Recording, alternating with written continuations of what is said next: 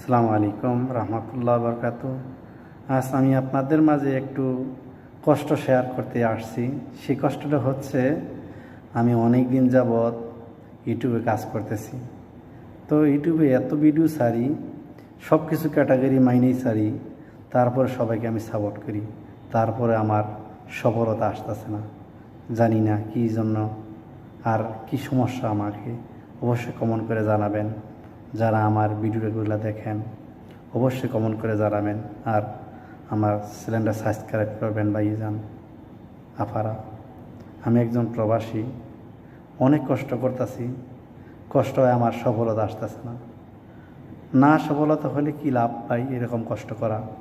300 video ছাড়ার পরে যদি কিছু না হয়, এই 5টা 10টা মাসে আসে সাবস্ক্রাইবার, সব কিছু ক্যাটাগরি মানি। অবশ্যই আমাকে সাবস্ক্রাইব